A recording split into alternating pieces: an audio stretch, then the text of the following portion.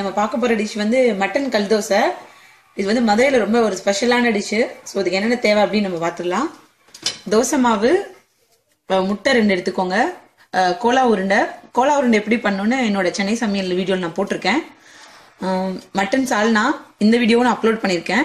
So இது வந்து mutton தொக்கு.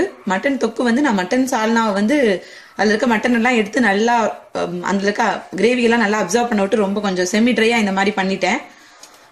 ஸோ அது மட்டன் சால்னாலேருந்தே மட்டன் தொக்கு ரெடி பண்ணிட்டேன்.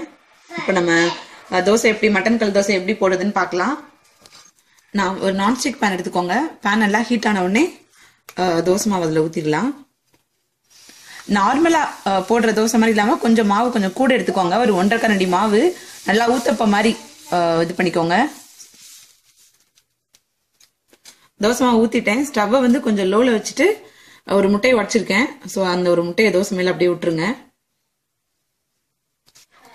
இப்போ இந்த முட்டை மேலே மட்டன் தொக்கு நான் வச்சிருக்க மட்டன் தொக்கு அப்படியே ஈவனாக ஸ்ப்ரெட் பண்ணி விடணும்.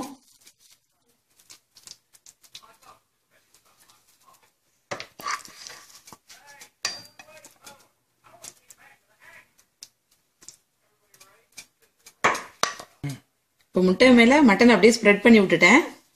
மட்டன் கோலா உருண்டை வந்து நான் செஞ்சு வச்சிருக்கேன். ஸோ அதை வந்து இது மேலே அப்படியே தூவி விட போறேன்.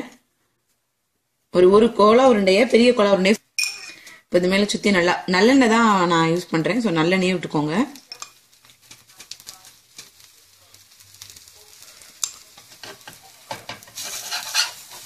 இப்போ அப்படியே அடுத்த சைடு நம்ம திருப்பி போட்டுடலாம்.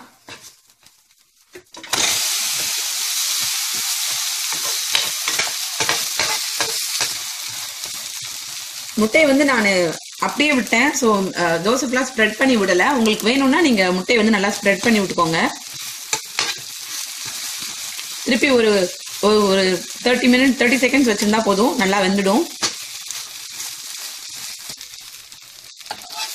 இப்போ நம்மளோட மட்டன் கல் தோசை ரெடி ஆயிடுச்சு. 2 பக்கம் நல்லா வெந்துடுச்சு. ஸோ பிளேட்டுக்கு மாற்றிடலாம்.